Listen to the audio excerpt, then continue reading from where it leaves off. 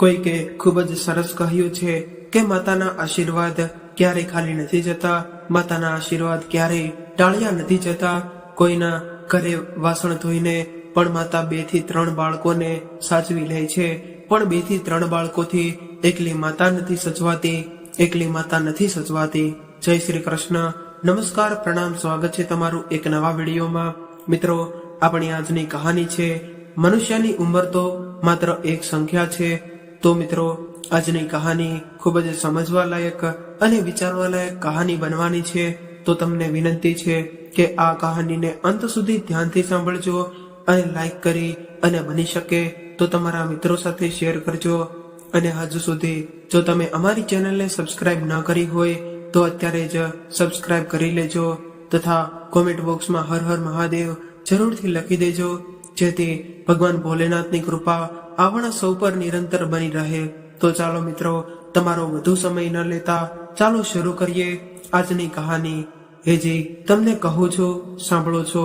આજે મારા મનમાં એક વિચાર આવે છે કે કાલે આપણા પિતાને ગુજરી ગયાને 1 મહિનો થઈ જશે. તેથી મારા મનમાં એવું થાય છે કે કાલે આપણે આપણા ગામ જઈએ. તો આવું રાધિકાએ કહ્યું.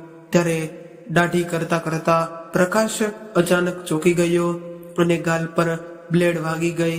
બીજી બાજુ તેનું આશ્ચર્ય સાથે વધી ગયું હતું. ત્યારે રાધિકાએ કહ્યું કે મને મારી સાસુમાની ખૂબ જ ચિંતા થાય છે. મને ખબર નથી કે તે બિચારી ત્યાં એકલી કેવી રીતે રહેતી હશે, ત્યાં એકલી કેવી રીતે રહેતી હશે. આ ઉંમરે તેમના જીવવું સહેલું નથી. પત્નીની વાત સાંભળીને પ્રકાશ તેની સામે જોતો જ રહ્યો અને બોલ્યો, આ અચાનક ગંગાનો ઉલટો પ્રવાહ કેવી રીતે વહેવા લાગ્યો?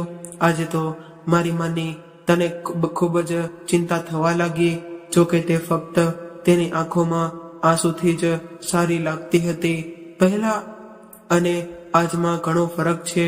પહેલા તો માં અને પપ્પા સાથે રહેતા અને એકબીજાની સંભાળ રાખતા, પણ હવે તેમની સંભાળ લેવા માટે કોઈ પિતા નથી. અને જો તે કાંઈ બીમાર પડે અથવા તો તેમની વૃદ્ધાવસ્થામાં કોઈ મુશ્કેલી આવે તો તમે જાણો છો કે તેમની સંભાળ કોણ લેશે? અને અમારા સંબંધીઓ અને ગામડાના લોકો અમારા વિશે શું કહેશે? કે આ હાલમાં હું મારી ગરીબ બુદ્ધિશાળી સાસુનું ધ્યાન પણ રાખી નથી શકતી અને હું કોઈની વાતો સાંભળી નથી શકતી. તમે જલ્દી જાઓ અને મને અહીંયા લઈ આવો. આટલું કહીને રાધિકા ત્યાંથી ચાલી ગઈ. પણ પ્રકાશ હજુ પણ સ્તબ્ધ હાલતમાં ત્યાં જ ઊભો હતો. તે વિચારવા લાગ્યો કે અત્યારે જે સ્ત્રી અહીં ઊભી છે તે મારી પત્ની રાધિકા છે કે પછી તેની હમશકલની કોઈ બીજી સ્ત્રી છે. કારણ કે મારી પત્ની તો મારી માતાના વિશે આવી વાતો ક્યારેય સપનામાં પણ વિચારી શકતી ન હતી. અને અચાનક તેના મનમાં મારી મા માટે એટલી બધી બાબતોની ચિંતા. હું પણ મારી માતા માટે આટલી ચિંતા વ્યક્ત ન કરી શક્યો. પણ પછી સમય સાથે તેની પત્નીમાં એવો બદલાવ આવ્યો છે કે તે વિચારીને હું મનમાં ને મનમાં હસી પડ્યો. એમ વિચારીને કે તેણે જે કહ્યું તે કંઈ ખોટું નથી કહ્યું એવું વિચારીને તેણે તેની માતાને ફોન કર્યો. હેલો માતા, તમે કેમ છો? તમારી તબિયત તો ઠીક છે ને? માતા, અમે અહીંયા એવું વિચારતા હતા કે હવે પપ્પા તમારી સાથે નથી રહ્યા તો તમે કેટલા દિવસ એકલા રહેશો અને ક્યાં સુધી તમે નોકરો પર આધાર રાખીને રહેશો? તમે એક કામ કરો ને માતા, તમે અહીંયા અમારી સાથે રહેવા માટે આવી જાઓ ને. અત્યારે જ તેના પુત્રની વાત સાંભળીને કહ્યું, પુત્ર પ્રકાશ, હું જાણું છું કે તું મારું કેટલું ધ્યાન રાખે છે, તું મારું ઘણું ધ્યાન રાખે છે, પરંતુ આ હકીકત કોઈનાથી છુપાયેલી નથી કે તારી પત્ની રાધિકાનું વર્તન મારા માટે સારું નથી. તેથી મારા માટે અહીં એકલા રહેવું જ સારું છે. અને તારા પિતાનું પેન્શન મળે છે અને આ ઉંમરે મારે આદરથી જીવવું છે. એટલે દીકરા, તું મને અહીંયા ગામડે રહેવા દે તો સારું. ત્યારે તેની માતાના મોઢેથી પેન્શનની વાત સાંભળીને પ્રકાશનું મન ચોંકી ઉઠ્યું અને તે વિચારવા લાગ્યો કે શું રાધિકા મારા પિતાના પેન્શનના પૈસાના લોભને કારણે રાધિકા મારી માતાને અહીંયા બોલાવતી નથી ને? ના ના રાધિકા એટલી ખરાબ ના હોઈ શકે. પોતાના મનને સમજાવતા પ્રકાશ તેની માતાને કહેવા લાગ્યો, માં, તારી આ એકલતામાં હું તને સાથ આપવા માંગુ છું. હું તમને ખાતરી આપું છું કે તમને અહીંયા કોઈ ખોટ નહીં પડે, અને તમારા માનમાં જ્યાં સુધી તમારી પુત્રવધુનો પ્રશ્ન છે તો માતા, આ તમારી વહુની વિચારસરણી છે કે હવે આપણે માતાનું ધ્યાન રાખવું જોઈએ, અને માં હવે તેમનું વર્તન સંપૂર્ણ બદલાઈ ગયું છે. હવે તે તમારા વિશે તે ખૂબ જ ચિંતિત છે. પુત્રની વાત સાંભળીને અલકાજીએ કહ્યું, દીકરા, આ તો ખૂબ જ સારી વાત છે. ચાલો ઠીક છે દીકરા, કમસે કમ તેણે મારા વિશે આવું સારું વિચાર્યું, તો તેના કરતા વધારે એક વૃદ્ધ માતા બીજું શું માંગે છે. પછી પ્રકાશે કહ્યું, માતા, હવે અમે નક્કી કર્યું છે કે તમે અમારી સાથે જ રહીશો. આખરે તમને પણ તમારા પુત્ર પુત્રીઓ સાથે સમય વિતાવવાનો મોકો મળશે. પછી તેમને પણ તમારી જરૂર છે, અને દાદા દાદી હોય છે જેઓ તેમના પુત્રોને સારા સંસ્કાર આપે છે. આ સમયે રાધિકા પણ તેના રૂમમાંથી બહાર આવી અને પ્રકાશ પાસેથી ફોન લઈને તેમણે કહ્યું, માં, હવે અમને પણ તમારી સેવા કરવાનો મોકો આપો. અને માં, તમે જ તમારા મનથી વિચારો કે લોકો શું કહેશે કે એક પુત્ર અને પુત્રવધુ હોવા છતાં પણ તેમણે તેમની માતાને નકોરોના ભરોસે છોડી દીધા છે. છેવટે તો આપણે આપણા જ લોકો છીએ. જો આવા સમયે આવતા આપણા પોતાના કામ ન આવે તો પછી આપણને બીજું કોણ કોઈ કામ આવશે. રાધિકાના આવા શબ્દો સાંભળીને અલકાજીએ રાહત અનુભવી અને તેના પુત્ર અને પુત્રવધુ સાથે શહેરમાં રહેવા માટે સંમત થઈ ગઈ. અલકાજી સાથે ફોન પર વાત કર્યા પછી બીજા જ દિવસે રાધિકા અને પ્રકાશ તેમના ગામડે પહોંચ્યા અને અલકાજીને અને તેમનો તમામ કિંમતી સામાન સાથે લઈ જવાની તૈયારીઓ કરવા લાગ્યા. પછી રાધિકા તેના પતિને કહેવા લાગી કે માં અને બાપુજીના જરૂરી દસ્તાવેજો હોય તે પણ બધાને સાથે લઈ લેજો, અને હું એવું વિચારી રહી છું કે આપણે આ ઘર ભાડે આપીએ, જેથી સ્વસ્થતા જળવાઈ રહેશે અને નિશ્ચિત માસિક આવક પણ થાય. રાધિકાની આ વાત સાંભળીને પ્રકાશે કહ્યું, હું આ અંગે નિર્ણય લઈ શકતો નથી. આ ઘરનું શું કરવું એ તો ફક્ત માતા જ નક્કી કરશે. આ ઘર તેમનું છે. હું માત્ર એટલું જ ઈચ્છું છું કે તેમની વૃદ્ધાવસ્થા આનંદથી અને સંપૂર્ણ સન્માન સાથે પસાર થાય. ત્યાર પછી અલકાજીએ પણ તેમનું ઘર ભાડે આપવા માટે સંમતિ આપી અને તેમનું ઘર ભાડે આપ્યું. તેમનું ઘર એટલું મોટું હતું કે તેથી તેને ભાડાની સારી રકમ મળી રહેતી હતી. ત્યાર પછી અલકાજી રાધિકા અને પ્રકાશ સાથે શહેરમાં તેમના ઘરે રહેવા માટે તેમની સાથે ગયા. હવે તો અલકાજીનું જીવન સંપૂર્ણપણે બદલાઈ ગયું હતું. તેમને લાગ્યું કે જાણે તેમના પતિની સાથે એમનું 40 વર્ષીય પારિવારિક જીવન પણ છૂટી ગયું, અને તેની સાથે તેણે પોતાનું ઘર પણ ગુમાવ્યું હતું. અને ગામડામાં આજે તેના પાડોશીઓ અને મિત્રો દરેક સુખ દુઃખમાં તેની સાથે રહેતા હતા. પરંતુ અહીં મહાનગરમાં તેને સાવ એકલું લાગ્યું. પણ તેમના પુત્ર અને પુત્રોનો સાથ મળ્યા પછી પણ તે પણ ખુશી હતી. થોડા દિવસો સુધી તો બધું બરાબર ચાલ્યું. રાધિકા અલકાજીની ખૂબ જ સારી રીતે સેવા કરતી હતી, અને તેમનો પુત્ર દીપુ પણ તેમની દાદી સાથે વાતો કરતા થાકતો ન હતો. દીપુ પણ તેની દાદીથી સંગત મેળવીને ખૂબ જ ખુશ રહેવા લાગ્યો હતો, અને અલકાજી પોતાની 2 વર્ષની નાની પોતરી સાથે ખૂબ જ ખુશ રહેતી હતી. અલકાજીએ આવતાની સાથે જ ઘરના બધા જ કામ સંભાળી લીધા હતા, અને દરેક કામમાં તેમની વહુને તે મદદ કરતી. બીજી તરફ ધીમે ધીમે રાધિકા પોતાના ઘરના કામો ટાળવા લાગી. ઘણીવાર રાધિકા ટીવી જોતી રહેતી અથવા તો શરીરના દુખાવાને બહાને આરામ કરી લેતી, અને અલકાજીએ તો આખો દિવસ રસોઈ બનાવતી માંડીને વાસણો સાફ કરવાનું બધું જ કામ તેને કરવું પડતું. ઉપરથી તેની વહુ કોઈને કોઈ ફરમાઈશ પણ કરતી કે માજી, તમારા દ્વારા બનાવેલ શાહી પનીર ખૂબ જ સારું બને છે. આજે મને ખાવાનું ખૂબ જ મન થયું છે, તો મને બનાવી દેજો. ત્યારે અલકાજી આ કામમાં પણ આળસ નહોતા કરતા. આને કારણે તેમની વહુને કોઈ તકલીફ નહોતી પડી. એક દિવસ જ્યારે નોકરાણી ન આવવાને કારણે અલકાજી આખા ઘરની સાફ સફાઈ કરી રહ્યા હતા, ત્યારે રાધિકા તેના ફોનમાં મગ્ન હતી. સફાઈ કરતી વખતે અલકાજીએ જોયું કે નાની ઢીંગલી અચાનક લપસી પડી અને જમીન પર પડી અને રડવા લાગી. ત્યારે અલકાજી દોડીને આવ્યા અને તેને ઉપાડીને ગળે લગાડી દીધી. ત્યારે તેમની વહુ તે આ જોઈને તરત જ તેમને કોલ ડિસ્કનેક્ટ કર્યો અને જોરથી બૂમો પાડવા લાગી, માતા, તમે તમારા હાથ ધોયા વિના ઢીંગલીને કેવી રીતે સ્પર્શ કર્યો? શું તમે જાણો છો કે આનાથી ચેપ લાગે છે? આટલું કહીને તેણે પોતાની ઢીંગલી ઉપાડી અને રૂમમાં લઈ ગઈ અને આ બાજુ અલકાજી તેની પુત્રવધૂને આશ્ચર્યથી જોતા રહ્યા. એ દિવસ પછી તેમની પુત્રવધૂએ ક્યારે પણ તેમની નાની ઢીંગલીને તેની દાદી પાસે આવવા ન દીધી. હવે રોજ રાધિકા તેમના સાસુના કામમાં કોઈને કોઈ ખામી કાઢવા લાગી. આ વાત અલકાજીને અંદરથી ખાવા લાગી હતી. પ્રકાશને પણ ક્યારેક મનમાં એવું લાગતું કે તેની માતાને અહીંયા આવ્યા પછી ઘણું બધું કામ કરવું પડે છે. તો તેણે તેની પત્નીને પણ કહ્યું કે હવે માતાની ઉંમર થઈ ગઈ છે, તેથી તેને વધારે કામ ન કરાવો. હવે તેને આરામ કરવાના દિવસો છે. આના પર રાધિકાએ કહ્યું, આ ઉંમરે માજી પાસે બીજું શું કામ છે? તે આખો દિવસ ખાલી બેસી રહે છે. જો થોડા હાથ પગ ચલાવતા રહે તો તેમના માટે સારું રહેશે. અને પછી હું ક્યાં તેને મોટો પહાડ તોડવાનું કહું છું, તે ઘરનું થોડું ઘણું કામ કરે છે. આ સાંભળીને પ્રકાશ ચૂપ થઈ ગયો.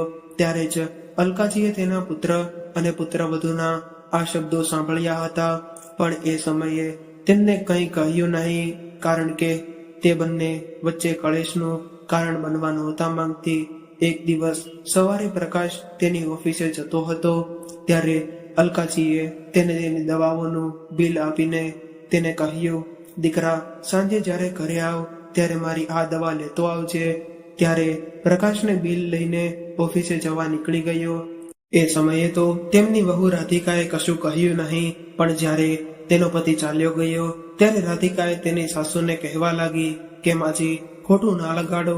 તો એક વાત કહું, તમારા આ ઘરમાં આવ્યા પછી અમારો ખર્ચો વધી ગયો છે, પણ તારા દીકરાનો તો પગાર એટલો જ છે અને આનો હપ્તો પણ આવે છે. તો તમે હવે એવું કરો ને, ગામવાળા મકાનનું ભાડું અને પિતાજીનું પેન્શન હવે તમારા દીકરાને આપો ને, તો જેથી કરીને આપણે આ ઘરનો હપ્તો આપી શકીએ. વહુની આ વાત સાંભળીને અલકાજી મનમાં વિચારવા લાગ્યા કે હું પણ કેટલી મૂર્ખ છું કે મારી વહુને આટલી સારી રીતે જાણતી હોવા છતાં મેં કેવી રીતે વિચાર્યું કે મારી વહુના વર્તનમાં બદલાવ આવ્યો છે અને તે મને વૃદ્ધાશ્રમમાં માનભર્યું જીવન આપીને મારી સેવા કરશે. પણ પછી તેના મનમાં એક વિચાર આવ્યો કે તેના પુત્રને પૈસાની જરૂર છે, તો તેને આપવા કોઈ નુકસાન નહીં થાય. તેથી તેણે ઘરનું ભાડું અને પેન્શન તેના દીકરાને આપવા માટે હા પાડી. પછી એક દિવસ અલકાજી બહારની બાલ્કનીમાં બેઠા હતા. બાલ્કની સામે પાર્ક દેખાતું હતું. ઘણી વાર તેણે તે પાર્કમાં ફરવા જવાનું વિચાર્યું, પણ તેને ઘરમાં કામમાંથી બિલકુલ સમય મળતો ન હતો, તેથી તે જઈ શકતી ન હતી. પણ આજે તેની વહુના તીક્ષ્ણ શબ્દોનું તેનું હૃદય વિંધાઈ આવ્યું હતું, તેથી તેણે સમય બગાડ્યો નહીં અને આજે પાર્કમાં ફરવા નીકળી ગઈ. અને સાંજે 7 વાગ્યાની આસપાસ ઘરે પરત આવી અને જોયું કે તેની પુત્રવધુ ફોન પર કોઈની સાથે વાત કરી રહી હતી અને ફોનમાં એટલી વ્યસ્ત હતી કે તેણે તેની સાસુના આવવાનો અવાજ પણ સાંભળ્યો ન હતો. આ સમયે પુત્રવધુનો અવાજ અલકાજીના કાનમાં સંભળાયો. ત્યારે તેની વહુ હસીને ફોન પર તેની માતાને કહી રહી હતી કે અરે મારી વહાલીમાં, તમારો આઈડિયા તો ખૂબ જ કામ કરી ગયો. હવે મારું ઘરનું બધું કામ તો મારી સાસુએ સંભાળી લીધું છે. રસોઈથી માંડીને વાસણો ધોવા અને કપડાં ધોવા સુધીનું બધું જ કામ હવે તે કરે છે. હવે મારે કોઈ કામ કરવાની જરૂર નથી અને ગામડાનું મકાન છે જેનું ભાડું અને મારા સસરાનું પેન્શન પણ હવે મારા હાથમાં આવે છે. પોતાની વહુની આવી વાત સાંભળીને અલકાજી ચોંકી ગયા. તેનું હૃદય ભાંગી ગયું આજે તેને પોતાનું ઘર છોડીને શહેરમાં આવવાનો પસ્તાવો થઈ રહ્યો હતો. એક દિવસ તો તેમણે વિચાર્યું કે મારા ગામડાના ઘરે પાછી ચાલી જાઓ, પણ તે ઘરનું તો પહેલેથી જ ભાડે આપેલું હતું, જેનો 11 મહિનાનો કોન્ટ્રાક્ટ હતો. અલકાજી દુઃખી થઈ ગયા અને વિચારવા લાગ્યા કે શું આ ઘરમાં મારું આટલું મહત્વ છે? શું વૃદ્ધાવસ્થામાં મારા જીવનનું આ જ અસ્તિત્વ છે? મારી સ્થિતિ આ ઘરમાં માત્ર એક નોકરાણી જેટલી જ છે. અત્યાર સુધી હું છું માત્ર મારી વહુને મદદ કરવા માટે ઘરના કામ કરતી હતી, પણ તે મારા વિશે આવું વિચારશે તેવી મેં ક્યારેય કલ્પના નહોતી કરી. અલકાજી ઉંમર લાયક હોવા છતાં પણ બેચેની અનુભવવા લાગ્યા. હજુ પણ તેમનામાં જીવન માટે ઉત્સાહ હતો, પણ પુત્રવધૂને તકલીફ ન પડે એ જ વિચારીને તેણે પોતાની જાતને ઘર સુધી સીમિત કરી લીધી હતી. પણ આજે તેણે નક્કી કરી લીધું હતું કે હવે તે પોતાનું જીવન પોતાની રીતે જીવવાનું શરૂ કરશે. હવે અલકાજીએ દરરોજ પાર્કમાં જવાનું શરૂ કર્યું હતું અને ઘણા લોકો સાથે પરિચય પણ કેળવ્યો હતો. એક દિવસ પાર્કમાં જ તેના પાડોશીઓ પ્રવીણાને મળી. અલકાજી મૈત્રીપૂર્વક સ્વભાવના વ્યક્તિ હતા, તેથી તરત જ તેની સાથે સારી રીતે મળી ગઈ. વાતો કરતી વખતે પ્રવીણાએ તેને કહ્યું કે તેના સાસુનું 1 મહિના પહેલા જ અવસાન થયું હતું અને તેના બાળકો હજુ નાના હતા, કોઈ કાળજી રાખી શકે તેમ ન હતા, તેથી તેઓ ક્યાંક મૂકવાનો કોઈ રસ્તો ન હતો, જેને કારણે તે 1 મહિનાથી કામ પર જઈ શકતી નથી. પ્રવીણાથી આ વાત સાંભળીને અલકાજી ખૂબ જ પરેશાન થઈ ગયા અને તેણે કહ્યું, દીકરી, જો તને વાંધો ન હોય તો હું તારા બાળકોની સંભાળ રાખી શકું છું. પ્રવીણાએ પૂછ્યું કે તમે ક્યાં રહો છો અને તમે કોણ છો? ત્યારે અલકાજીએ તરત જ કહ્યું, મારું નામ અલકા છે. પછી અચાનક તેનું ધ્યાન સામેની બિલ્ડિંગમાં ગયું અને કહેવા લાગ્યા કે હું સામેની બિલ્ડિંગમાં રહું છું અને હું રાધિકાની સાસુ છું. મારો દીકરો પ્રકાશ વીજળી વિભાગમાં નોકરી કરે છે. અલકાજી સાથે વાત કર્યા પછી તેને એવું લાગતું હતું કે મારી ઈચ્છા પૂરી થઈ ગઈ અને અલકાજી તેના જીવનને એક નવી દિશા આપવા માંગતી હતી. તેને દરરોજ નવા લોકોને મળવાની મજા આવતી હતી, તેથી તેણે આ કામ કરવાનું નક્કી કર્યું. બીજે જ દિવસે પ્રવીણા તેના બાળકોને અલકાજી પાસે મૂકીને કામ કરવા માટે ચાલી ગઈ.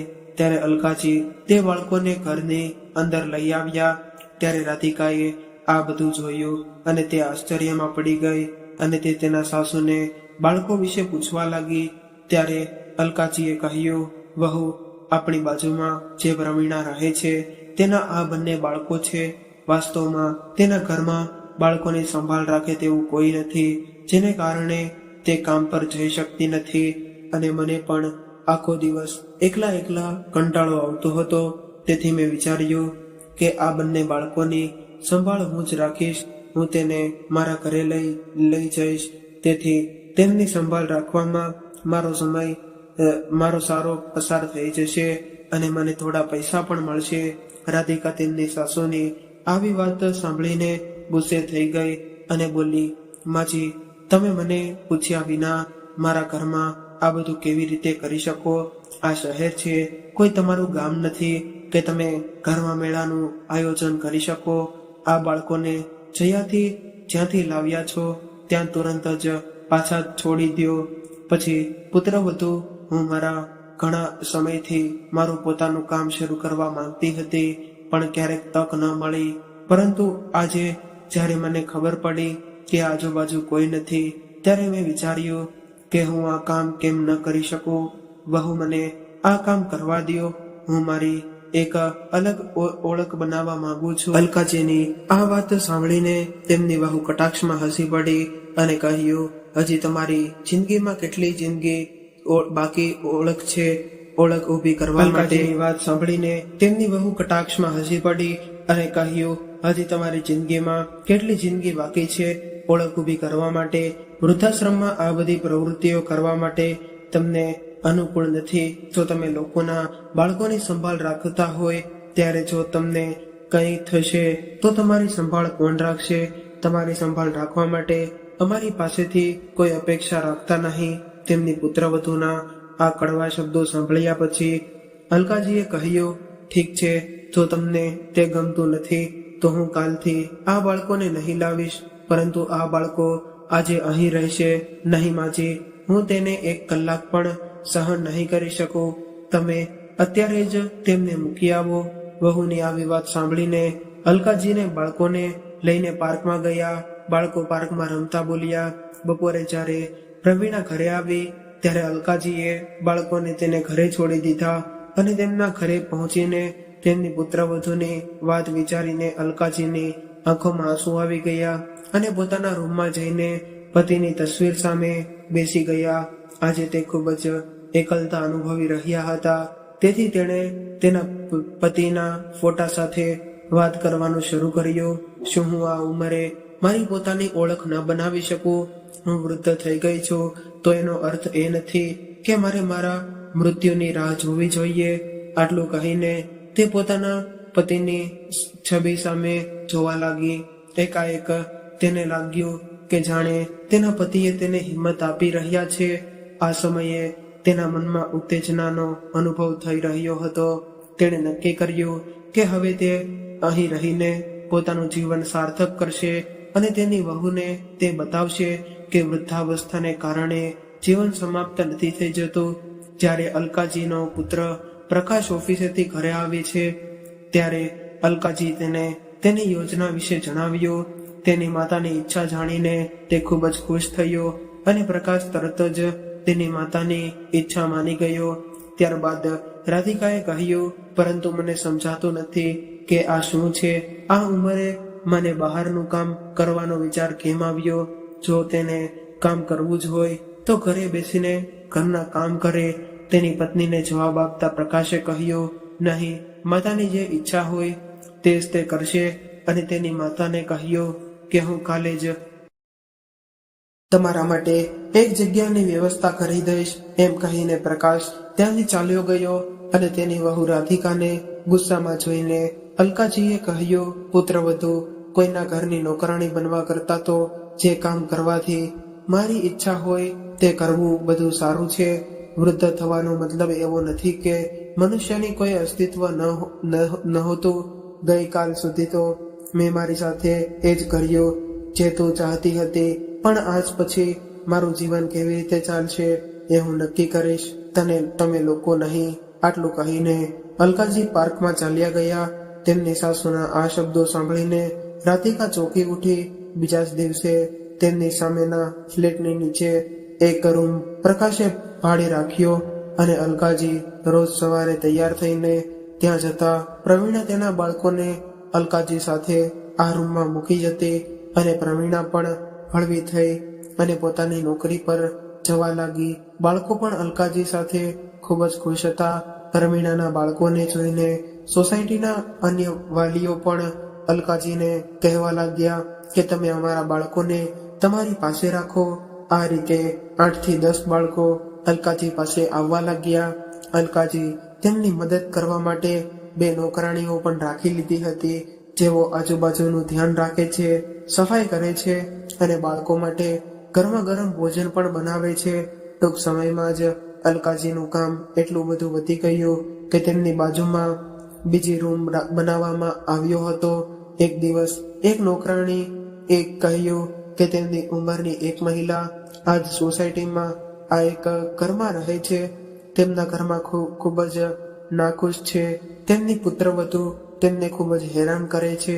ત્યારે અલકાજીએ તે નોકરાણીને કહ્યું કે તેને અહીંયા આવવા માટે કહે.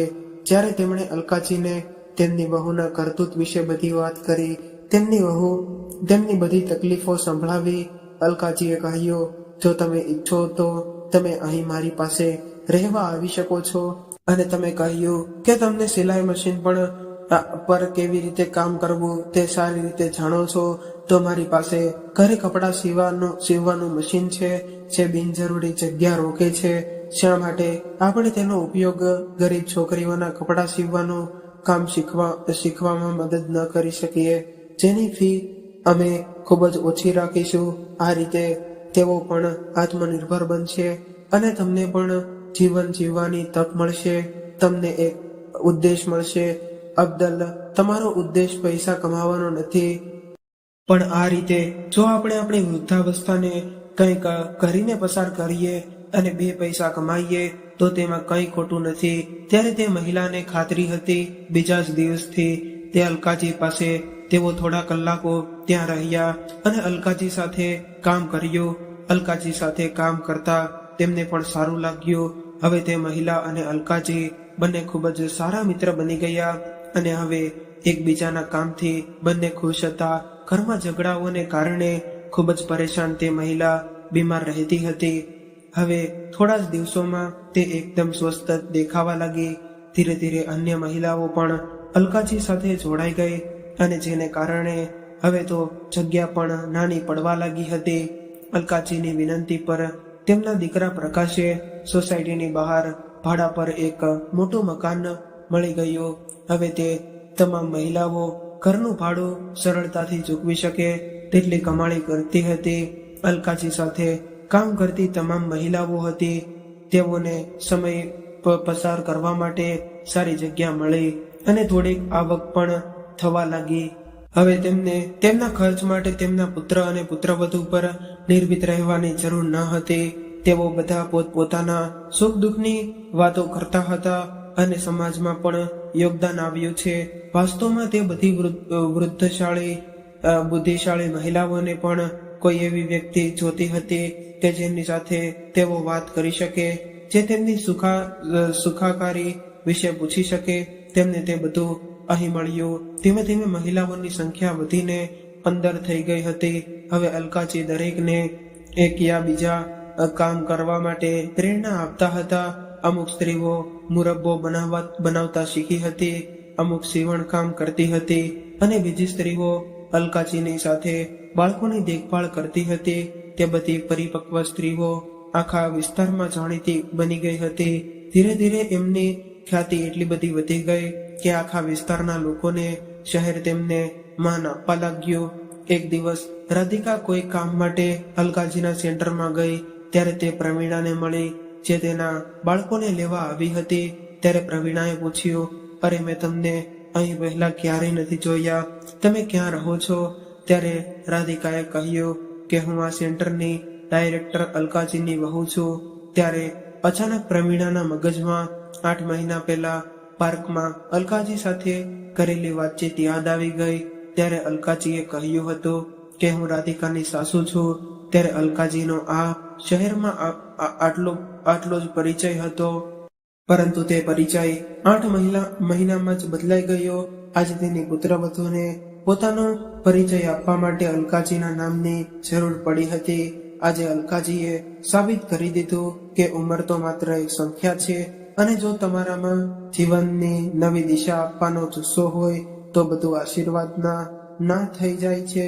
અને જો આજની યુવા પેઢી અલકાજીના પુત્ર પ્રકાશની જેમ તેમના વડીલોને સાથ આપે તો તેમને પણ એક નવો દાખલો બેસાડી શકે છે અને એક પ્રેરણાત્મક નાનકડા પ્રયાસથી આપણા વડીલોની ઘડપણ સાર્થક થશે. તો મિત્રો, તમને આ કહાની કેવી લાગી તે લાઈક અને કોમેન્ટ કરીને જણાવજો.